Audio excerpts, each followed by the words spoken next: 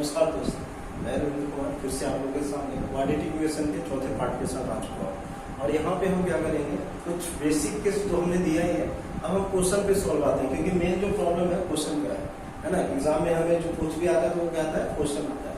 तो हम लोग यहाँ पे कुछ बेसिक क्वेश्चन लेके चले हैं जो एग्जाम में भी आए हुए हैं और हमारी तरफ से एक तरह से वो इम्पोर्टेंट भी है और कंसेप्चुअल भी है, जो आपको आगे के क्वेश्चन में मदद करेंगे, है ना। तो होता क्या है कि जो भी एग्जाम में क्वेश्चन सीबीएसई या एनसीईआरटी के एग्जाम होते हैं, उसमें क्या होता है कि क्वेश्चन जो होते हैं कुछ ना कुछ तर्क होते हैं उनके, कुछ ना कुछ उनके इंपॉर्टेंस होते हैं जिसके अकॉर्डिंग वो देते हैं, और कहीं ना कहीं हर बार वही टर्म और पैटर्न के ऊपर क्वेश्चन आता है। यहाँ पे हमने जो क्वेश्चन लिया है सीबीएसई 2014 का है, और ये क्वेश्चन है सॉल्व करना है, इसको x का वैल्यू हमें निकालना है ना। तो सबसे पहले ये क्वेश्चन किस तरह दिया हुआ, 14/x+3 -1 इक्वल टू 5/x+1, है ना, where x is not equal to -1 and not 2, है ना।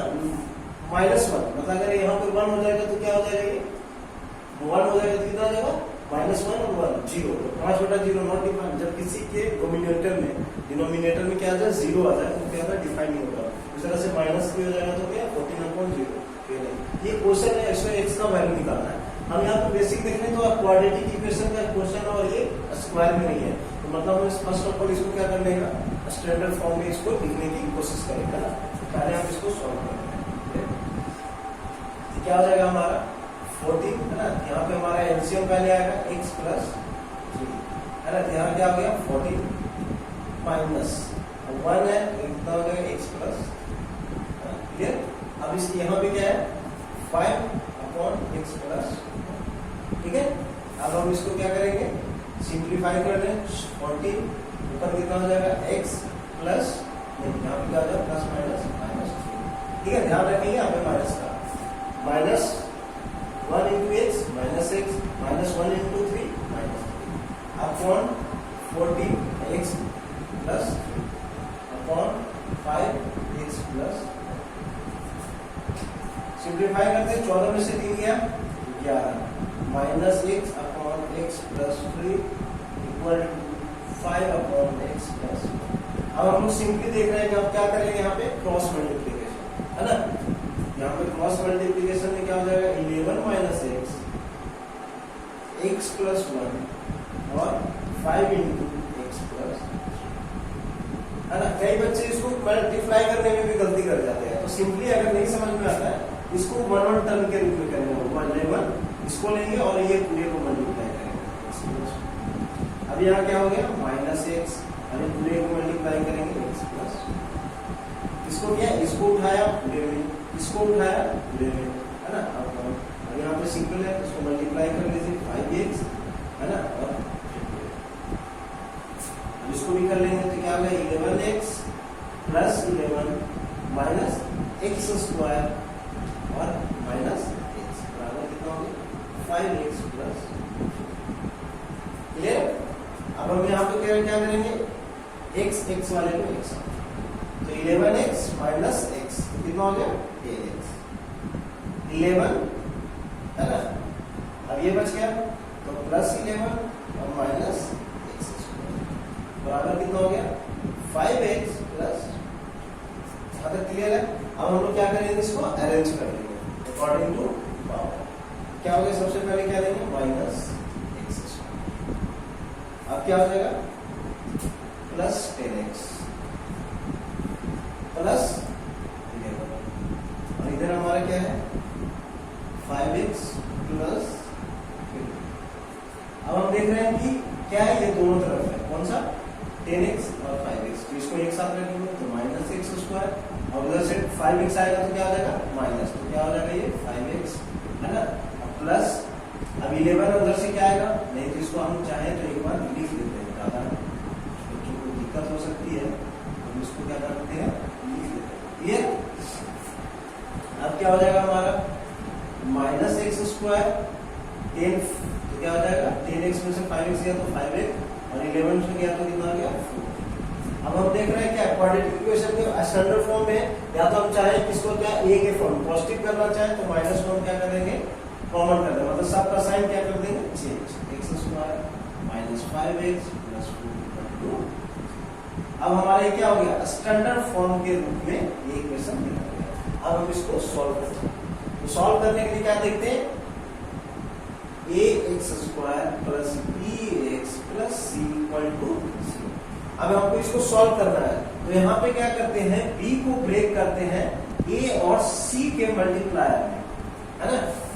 मतलब a और c का जो प्रोडक्ट आएगा उसी को b के फॉर्म में लिखना होता है। तो यहाँ पे क्या है, a कितना है 1, b कितना है -5 और c कितना है 5। क्लियर है। स्टैंडर्ड फॉर्म से ax² a हो गया 1, bx b हो गया -5 और c कितना हो गया 4, ये हमारा 4 हो गया, है ना। अब हम इसको क्या करेंगे, a और c का मल्टीप्लायर कितना हो गया 4 और b कितना है -5, तो 4 का हम फैक्टर करेंगे, तो 2 2 2 2 2 दूनी 4 और 1 5 और साइन क्या है माइनस, दोनों क्या हो जाएगा नेगेटिव, है ना। इसको हम ऐसे हटाते हैं और इसको हम क्या लिखेंगे, x² 4 प्लस 5 हो गया plus into x plus 4 equal to, लिख सकते हैं 5 को किससे कर दिया, 4 एकम 4, तो 4 और 1 5 और माइनस साइन है तो माइनस कर दिए और प्लस 4। अब इसको क्या करेंगे, ब्रेक कर देंगे, -4x minus x plus 4 equal to 0। अब किसी दो को हम लोग लेके चलेंगे, ये क्या गया, यहाँ तो कॉमन क्या है इन दोनों में से x, तो क्या निकल गया है x -4 और यहाँ क्या कॉमन लेंगे -1, ये क्या है x माइनस। अब ये देखें ये और ये कॉमन हो गया, तो इसको हम यहाँ से निकाल लेंगे, x -4 बचे क्या है x -1, है ना। अब देखेंगे दो फैक्टर के रूप में आ गया, या तो x -4 0 होगा या x -1 0 होगा, मतलब दोनों में से क्या होगा, दोनों 0 होगा, कोई एक 0 होगा। जब x -4 0 है तो कितना आएगा x = 4, और या अगर x -1 0 है तो क्या आएगा x = 1। मतलब इसके दो रूप निकल गया है, दो सॉल्यूशन निकल गया है 4 और 1, देयरफॉर आंसर क्या आ जाएगा x = 4 and 1। ये क्या हो गया आंसर, हमारा क्या हो गया आंसर।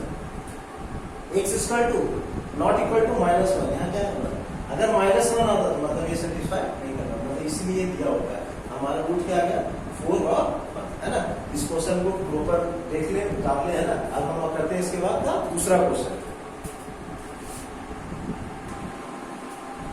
ठीक है दोस्तों, तो हम देखते हैं, हम अपना दूसरा क्वेश्चन लेके आए हैं CBSE 2015, है ना। इसमें भी वही क्वेश्चन है, सॉल्व भी करना है।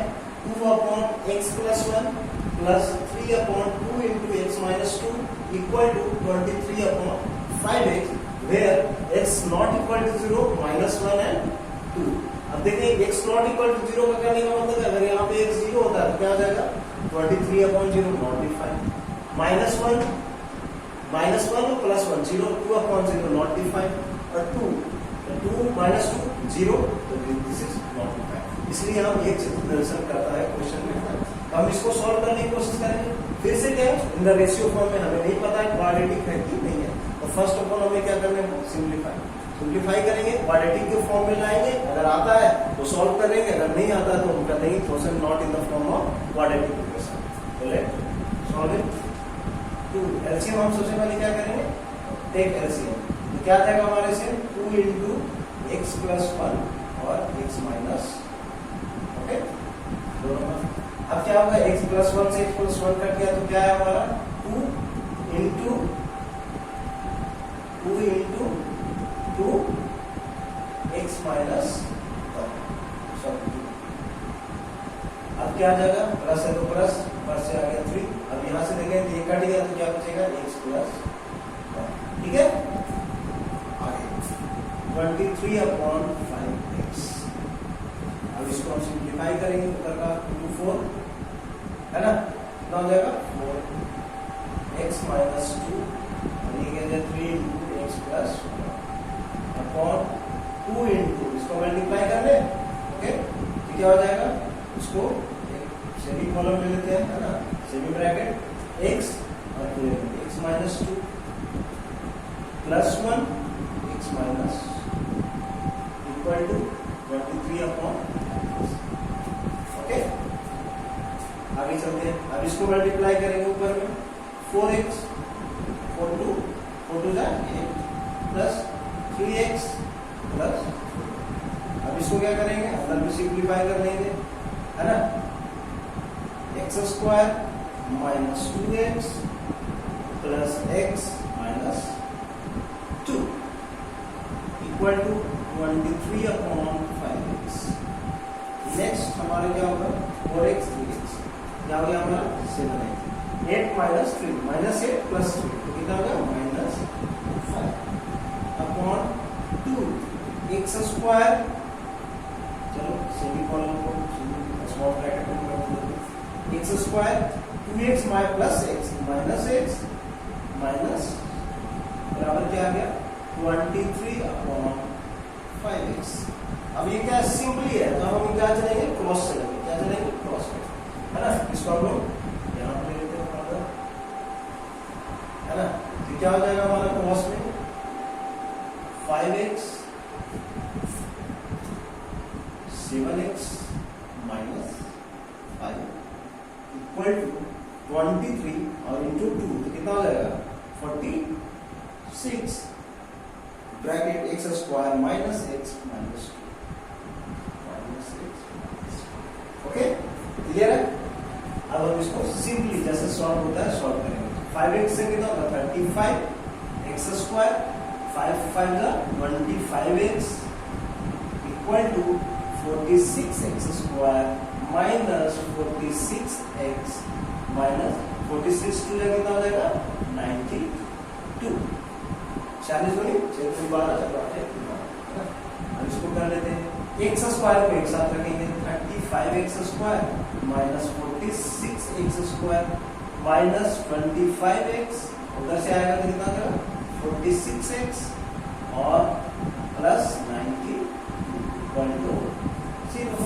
अब देख रहे हैं क्वाड्रेटिक फॉर्म में आ गई, है ना, तो 35 और माइनस 46 बड़ा कौन सा है माइनस, तो माइनस साइन आ जाएगा, 5 और 6 कितना हो गया 11 x स्क्वायर, इसमें माइनस करेंगे प्लस का साइन आएगा बड़ा है, और ये 5 जाएगा तो 1 और 2 जाएगा तो 2 x बराबर 90 इक्वल टू 0। क्या आ गया हमारा, अब साइन चेंज करते हैं, है ना, सबका 11x square minus 21x plus 9 minus 92 equal to 0।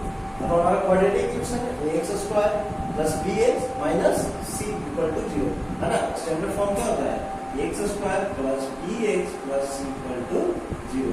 a कितना हो गया 11, b कितना हो गया माइनस 21 और c कितना हो गया 90 माइनस ऑफ 92।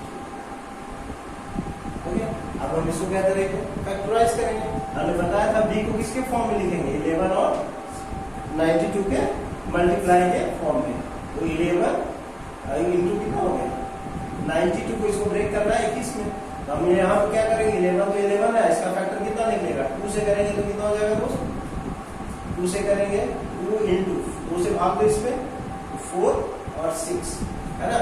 अब देखते हैं 22 और 22 में घटेगा तो नहीं आएगा, है ना, फिर से करते हैं 46 को कितना लिख सकते हैं 11 इंटू 2 इंटू 2 इंटू 2 से भाग दिया तो 2 इंटू 3 23।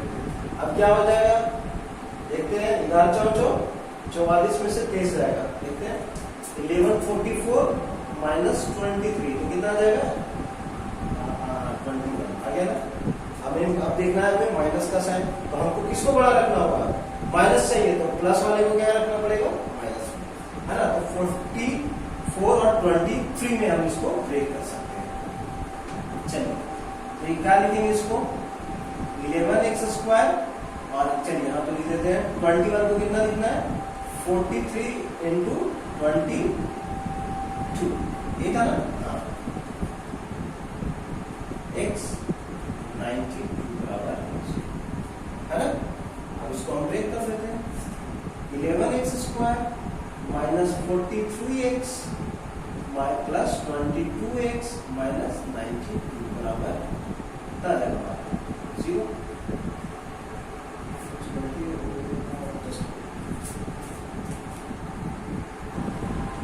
यहाँ पे देखिए थोड़ा मिस्टेक हो गया था, है ना, यहाँ पे 44 माइनस 23 है ना, इसको करेंगे 11x स्क्वायर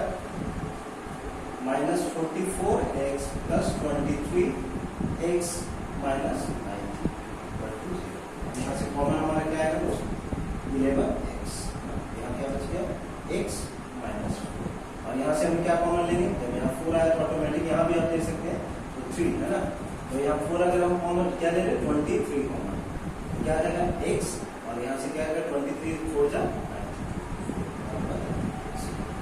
आप देख रहे हैं यहाँ पे हमारा आंसर निकल कर आ रहा है 11x प्लस 23 है ना, ये कॉमन हो गया हमारा x माइनस 4 बराबर। यहाँ से क्या निकला, या तो ये 0 या ये 0, तो जब ये 0 होगा तो क्या है x माइनस 4 इक्वल टू 0, तो x इक्वल टू 4 और 11 माइनस प्लस 11x प्लस 23 बराबर 0, तो यहाँ पे x कितना निकलेगा माइनस 23। ये हमारे क्या कहते हैं दो सॉल्यूशन। तो सिंपली है, हमें क्या करना है इन द फॉर्म, हमको इसको सिंपली पहले सॉल्व करना है, धीरे धीरे स्टेप बाय स्टेप वर्डपास को फॉलो करते जाइए और बनाते जाइए।